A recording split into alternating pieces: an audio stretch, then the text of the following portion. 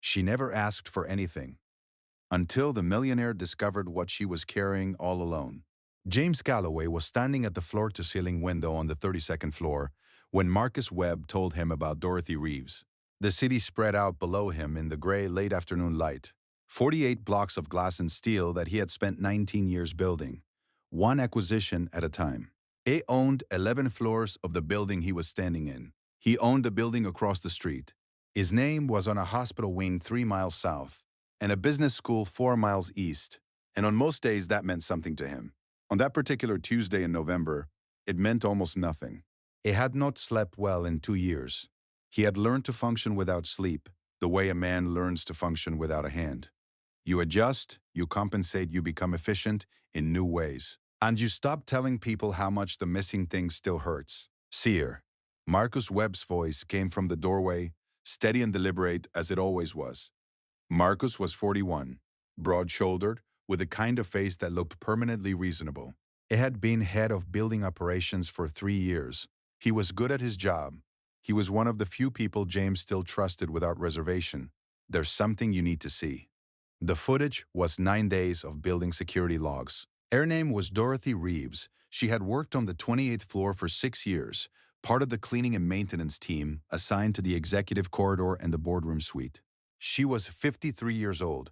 Her employment record was clean. 6 years, no complaints, no incidents, nothing. And for the last 9 days, every single afternoon at approximately 3:20 p.m., she disappeared from her assigned floor for between 22 and 28 minutes. The building's internal log was unambiguous. Her card stopped registering on 28. It did not register on any other floor. She was not in the stairwells. She was not in the lobby. The card went quiet, and then, 25 minutes later, came back to life on 28, exactly where it had stopped. She's leaving the building, Marcus said. He did not sit down.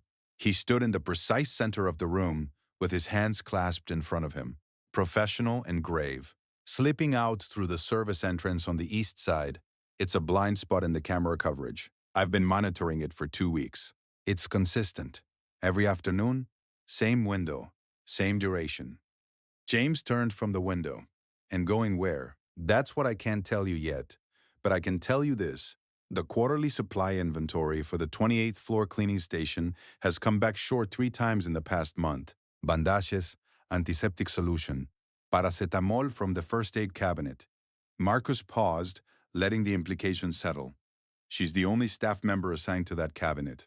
She's the only person with the key. James looked at the timestamp on the final log entry. 3:21 p.m. Yesterday. You should have come to me sooner, he said. I wanted to be certain, Marcus said. I'm certain now. The 28th floor had a particular quality of stillness in the late afternoon, the kind that settles into a place after everyone important has left and only the essential work remains. The executive corridor smelled faintly of wood polish and recycled air. The overhead lights ran on a motion sensor system that left the far end of the hallway in a dim, amber glow when no one was walking through it. Dorothy Reeves had worked this corridor for 6 years. She knew which light took 3 steps to trigger and which one needed 5. She knew that the third tile from the left outside the boardroom door had a slight give to it, and she had learned to step over it so she wouldn't disturb anyone in a late meeting. She knew the particular sound the ventilation made at 4 p.m. when the system switched to its evening setting, a low shift in pitch, like a held breath slowly released.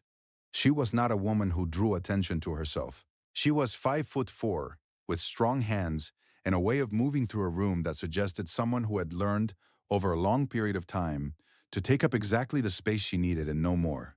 She wore her dark uniform with a quiet precision. Her hair was always pinned back. When she spoke, it was in a low, even voice, and she did not speak unless there was something worth saying. She had been widowed 4 years ago.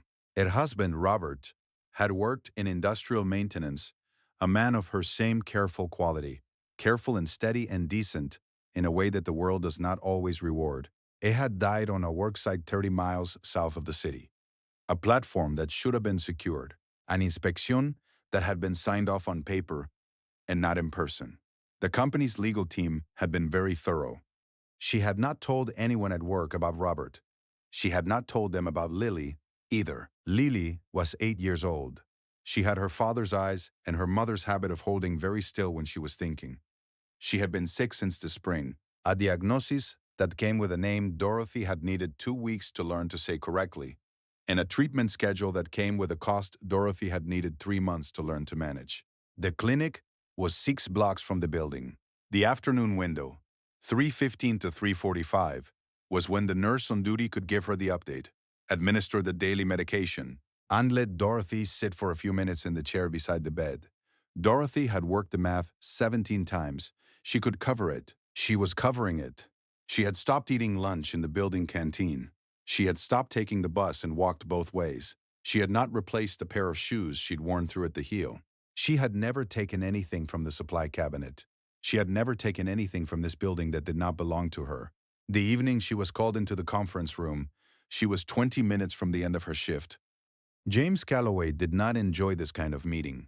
He had done difficult things in business, restructured companies, let people go, made decisions that kept him awake afterward. But sitting across a conference table from a woman who had spent 6 years cleaning his floors and telling her that her name had come up in an investigation was a different kind of difficult. He noticed immediately that she did not look afraid. She sat across from him with her hands folded on the table, her back straight, her expression contained in a way that was not coldness, but something more precise. The composure of someone who has had to hold themselves together in harder rooms than this one.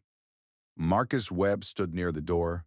Patricia Holt, the head housekeeper, was present as a witness, her face carefully blank. James put the log sheets on the table between them. He did not speak immediately. He watched her eyes move across the pages. Timestamps, floor numbers, the supply discrepancy report. She looked up. "Mrs. Reeves," he said, "I'll ask you directly. Are you leaving the building during your afternoon shift?" "Yes," she said.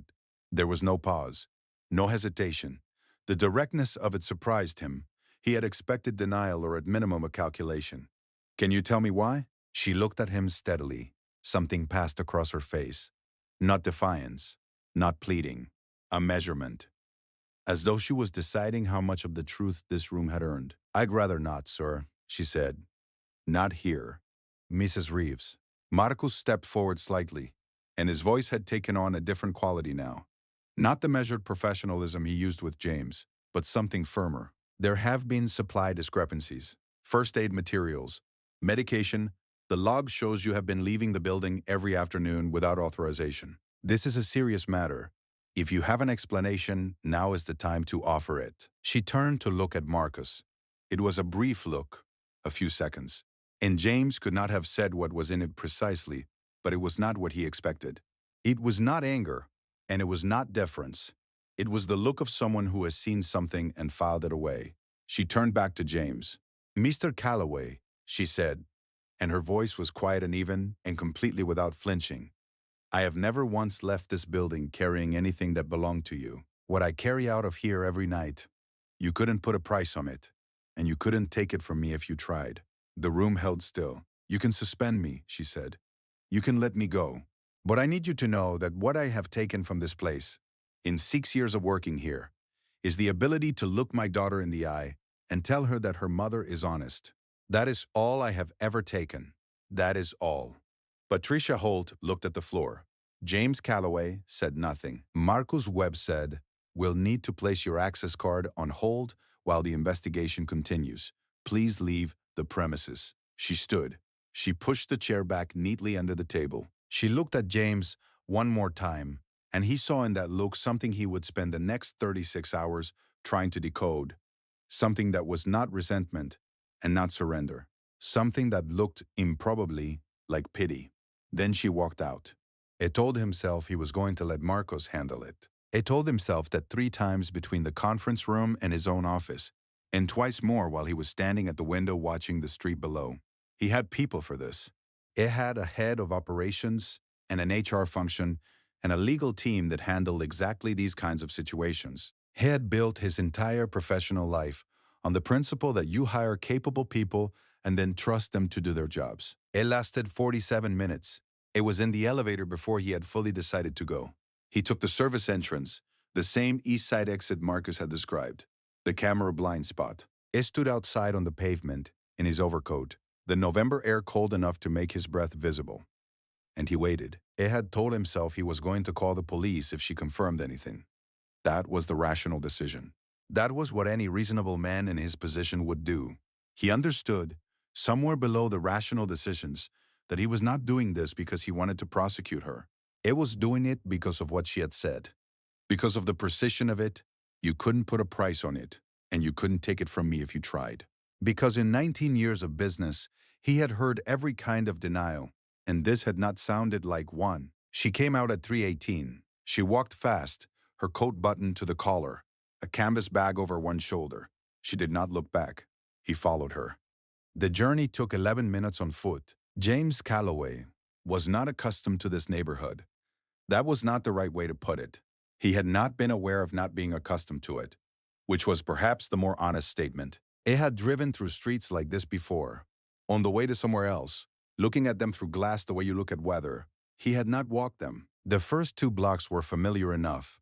The margins of the commercial district, a dry cleaner, a pharmacy with handwritten price signs in the window, a bus stop with a cracked plastic shelter. Then the blocks changed. The spaces between buildings grew wider and less intentional. The pavement buckled at the edges where tree roots had pressed up through the surface. A chain-link fence ran along the side of a vacant lot where someone had attached a child's drawing. A yellow house, a figure with outstretched arms, with a piece of wire. His shoes were wrong for this pavement. He became aware of that halfway down the 3rd block, which was the first time in recent memory he had become aware of his shoes as objects with a context. It kept his distance. Dorothy Reeves walked without slowing. She knew where she was going. She turned left on a street that had no name he could find on his phone. The GPS listed it as an access road. No number. The houses here were set back from the pavement by small strips of tired grass. They were the kind of houses that had not been repaired so much as persisted. Walls patched rather than painted. Roofs that dipped at the center in a way that suggested long arguments with gravity that the roof was gradually losing. One window, on the corner house, was covered with a plastic sheet held at the edges with tape that had gone brown. She stopped in front of a low building halfway down the block. Brick the color of old tea, a hand-painted sign on the door that read, Northgate Community Health Clinic, in letters that had been touched up at least twice in different shades of blue. The front step was swept clean. In the window, someone had placed a small pot of yellow flowers. She went in. James stood on the opposite pavement, in the shadow of a doorway. His hands were in his coat pockets. The cold had settled into the street the way cold does in places with fewer buildings to break the wind, and he was aware of it in a way he was not usually aware of the cold. He waited. There was a window to the left of the front door, high, narrow, its lower edge about 6 feet from the ground. One pane was slightly open, held there by a wedge of folded cardboard. From where he was standing, he could hear nothing. He crossed the street. He moved to the edge of the building and stood below the window, which was perhaps 3 feet to his left, and listened. He heard her before he saw her. Her voice first, the low, steady quality of it, which he recognized from the conference room, but softer now, the same voice in a completely different register. The careful, deliberate voice was still there, but it was warm in a way the conference room had not allowed. I'm here, sweetheart. I'm here. Then a child's voice, thin and a little hoarse, the kind of voice that had been through something and come out the other side still trying. Mom, your hands are cold. I walked fast. Here. Better? A pauses. The sound of something rustling. A blanket, a sheet. Then the child again. Did you eat today? I ate. Mom. I had a sandwich. Eat your crackers. A silence that was not uncomfortable. The sounds of a small room being inhabited. The scrape of a chair. The thin sound of a monitor beeping at slow intervals somewhere in the room. James Calloway stood against a brick wall in the November cold and did not move. He was trying to remember the last time he had felt something with this kind of totality. Not thought it. Felt it in the chest and the throat, and the specific place behind the eyes where grief lives when it decides not to leave. The child spoke again. Her voice was smaller now, going toward sleep. Mom, Mr. Patterson said Daddy can see me. From heaven. Can he? Dorothy was quiet for a moment. When she answered, her voice was perfectly steady. and he would never know what that cost her. Yes, she said. He can see you. He sees you every day. Does he know I'm sick? He knows. And he's so proud of you for being brave. Mom, the voice was very small now. Will you come tomorrow? Tomorrow and every day. Now sleep. James Calloway stepped back from the window. He stepped back and his shoulder found a brick wall, and he let the wall hold him for a moment, because his legs had done something he did not expect, which was to lose their certainty. He stood there for some time. The traffic was distant on this street. A dog barked somewhere 2 blocks over. The cold settled deeper. He became aware at some point that his face was wet, and that this was not the wind, because there was no wind. He walked back to his car. He sat in the driver's seat for a long time with his hands on the wheel. He could not start the engine. He went home that night, and he did not sleep, but for the first time in 2 years, it was not grief that kept him awake. It was something that felt, in the early hours of the morning, almost like motion, the sensation of something that had been fixed and settled beginning, at last, to shift. He thought about Eleanor. His wife had died in October of the year before last, quickly, in the way those things sometimes happen, that no one is prepared for, because there had been no warning to prepare for. He had been in Frankfurt when the call came. He had been on a plane before the call was finished. He had not made it in time, and he had spent 26 months carrying that fact the way you carry a stone in a coat pocket. Always present, never acknowledged, heavier on some days than others. Eleanor would have known about Dorothy Reeves. She would have known in the way she always knew things, not through investigation but through attention, through the particular quality of care she extended to the people who worked in their orbit. She had known the names of every person who worked in this building. She had brought flowers to Patricia Holt's retirement party. She had sat in the hospital waiting room with the security guard whose wife had a baby 3 weeks early. He thought about the child's voice. He could not stop hearing it. Does he know I'm sick? Does he know from heaven? He thought about what it meant to go to a job every morning when your child was in a clinic 6 blocks away, and to do that job carefully and without complaint, and to ask nothing of anyone, and to accept, because what choice was there, that the people around you could see only the surface of what you were carrying. He thought about Marcus Webb, about the precise measured way Marcus had laid out the evidence, about the specific items on the supply discrepancy report, antiseptic, bandages, paracetamol. He thought about the fact that those items had been on the list and that the items that were actually missing were never in 6 years of Dorothy Reeves working on that floor. Anything more valuable than a first aid cabinet's contents. He picked up his phone. He called the building's chief of security directly, not through Marcus, not through the standard channel. He asked for the full security footage for the East Service entrance over the past 3 months. He asked for the petty cash reconciliation reports for the past 6 months. He asked for a complete log of building access for all senior operations staff during off hours. Then he sat and waited for morning. The answer, when it came, arrived in the form of a spreadsheet that Richard Okafor, the building's head of financial oversight, a quiet man who had been in his role for 11 years and who was trusted precisely because he was the kind of person no one thought to look at, sent to James' phone at 8:47 a.m. with a one-line message, "I think you need to see this in person." James saw Richard in his office at 9. Richard closed the door and sat down and laid a printed report on the desk, with the careful movements of a man delivering something that weighs considerably. More than paper. The petty cash discrepancies went back 14 months. They were small, individually small, consistently small, in amounts calibrated to fall just below the threshold that triggered automatic audit review. In 14 months, they added up to a number that was not small at all. The pattern was precise. It had the quality of something that had been thought through. Every single irregularity fell within Marcus Webb's operational access window.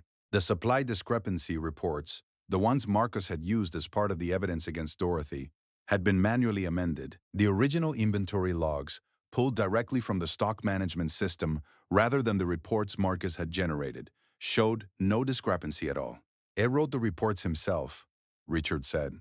He did not make it a question. James looked at the numbers for a long moment. He needed someone to point at, he said. The quarterly audit is in 3 weeks, Richard said. He knew it was coming. James set the papers down.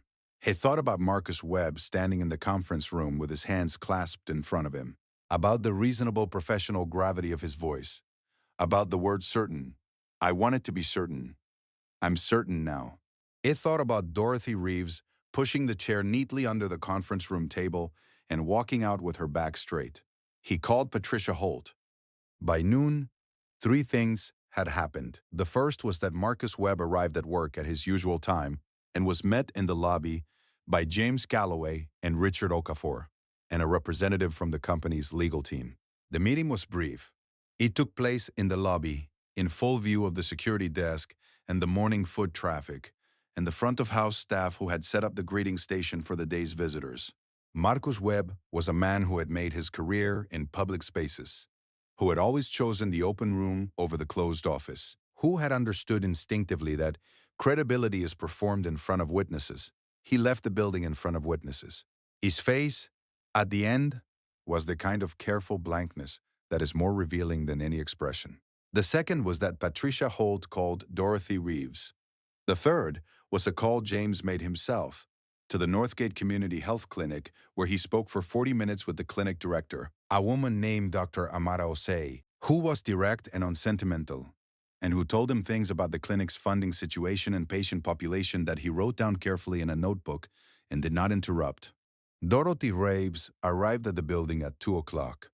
She had not been told very much, only that the situation had changed and that Mr. Calloway wanted to speak with her in person. She stood in the lobby in the same coat she had worn the day before, her canvas bag over her shoulder, and she looked, not frightened exactly, but measured, ready. The kind of readiness that comes from having been in enough hard rooms to know how to stand in one.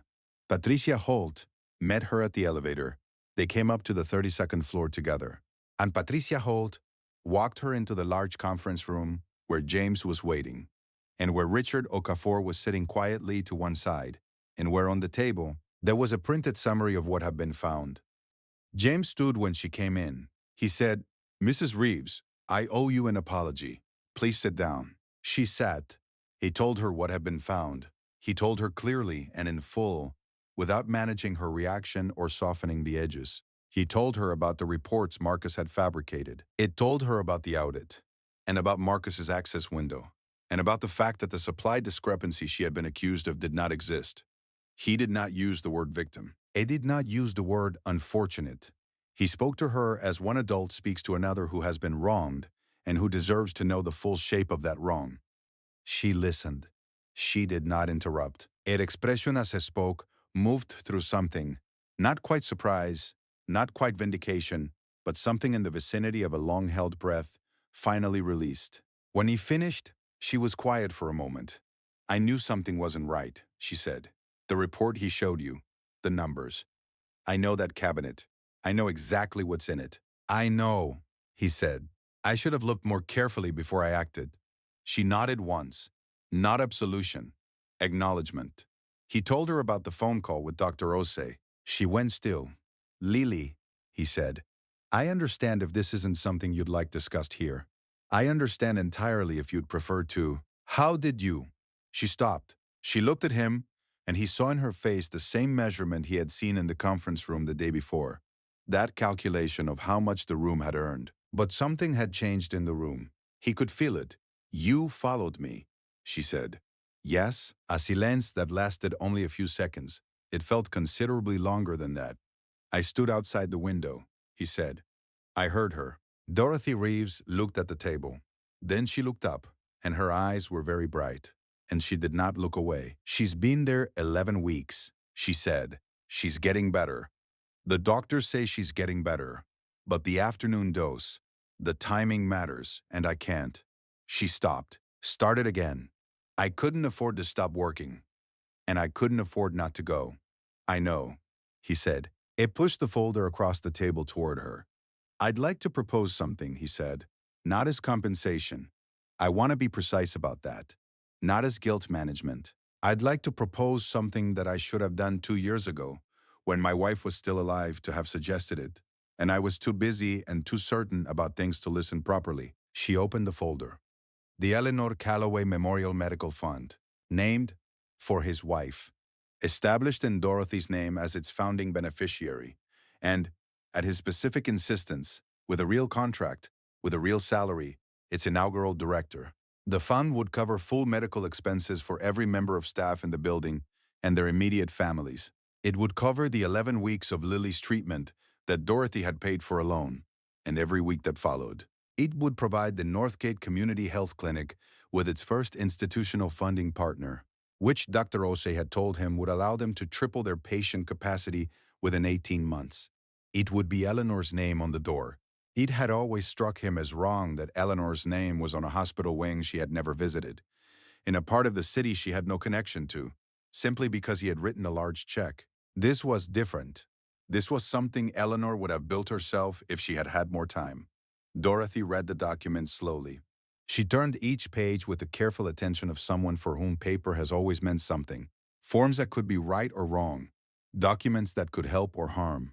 When she reached the last page, she looked up. "The title they've listed here," she said. "Director of Employee Welfare." "With full authority," he said. "Real authority, not a ceremonial position." She looked at him for a moment with an expression he found impossible to read completely. Something that was not simple gratitude, and not simple acceptance, but something more considered and more complete. "My husband died on a site," she said. "I don't know if you knew that." "I didn't," he said. And then, because she deserved the honesty. "Not until last night." She nodded. "I'm not telling you that I'm not trying to make this harder than it already is." She paused. "I'm telling you because Eleanor's name on this fund means something to me. Something I can't fully explain." He never met her. But the way Patricia talks about her, the way the people in this building still talk about her, she stopped. She sounds like someone who understood. James Galloway said nothing for a moment. "She did," he said. "She understood considerably better than I did." Patricia Holt arranges a small dinner that Friday evening in the staff room on the 28th floor, the same corridor that Dorothy had cleaned for 6 years, with its amber lights and its motion sensors and its particular smell of wood polish. It was not a formal occasion. It was not planned with any ceremony. Patricia had simply, quietly, made a meal. Richard Okafor was there. Two of the front-of-house staff who had known Dorothy for years. Dr. Osei came from the clinic, practical and warm, with a folder of plans under one arm. And Lily, 8 years old and still a little thin from the weeks of treatment, but with the specific energy of someone who has decided to get better and is proceeding accordingly, sat next to her mother and ate Patricia Holt's lamb stew with the complete focus of a child, for whom food is still pure and uncomplicated. She talked a great deal. She had opinions about the view from the window, and about the carpet pattern in the corridor, and about the fact that there were 32 floors in the building, and that she intended at some point to count all of the elevator buttons. James sat across the table from her, and said very little, and found that he did not need to. At some point during the meal, a draft moved through the room, barely perceptible, the kind of movement that might have been the ventilation system on its evening cycle. The candle in the center of the table, Patricia's addition white and tall in a plain holder, bent slightly and then steadied. Everyone at the table noticed it, and no one remarked on it, and the silence that passed between them held something gentle and wordless that could not be named without losing it. Lily, looking at the candle, said, "It moved." "Yes," her mother said. "It did." There are people who move through this world in rooms we never enter, carrying weight we never think to ask about, doing work we benefit from without ever standing still long enough to see. They do not ask us to notice. They learned at some point not to wait for it. They carry what they carry, and they keep going, and they find the window at 3:15 and the clinic 6 blocks away, and the way to be in two places at once through sheer force of love. If you have ever felt invisible to the people you work hardest for, if you have ever stood in a room and watched someone look through you rather than at you, and held yourself straight in spite of it, and done the job anyway, then you have already understood something about strength that no corner office, no acquisition, no building with your name on a wing of it will ever teach you. James Calloway understood it on a November afternoon, standing against a cold brick wall on a street with no name on his GPS, listening through a gap in the window to a woman and her child. It was not a man who had been wrong many times in 30 years of business, but the most important thing he ever got right began the moment he understood the full cost of having been wrong. A life can be built by what you accumulate, or it can be made meaningful by what you finally see, and what you name and carry forward, and refuse to let disappear. The Eleanor Callaway Memorial Medical Fund opened its doors 11 days later, on a Tuesday morning, with Dorothy Reeves at the desk, and a small hand-painted sign that Lily had made on a piece of paper and that no one had taken down, because it was exactly right for everyone who carries something alone.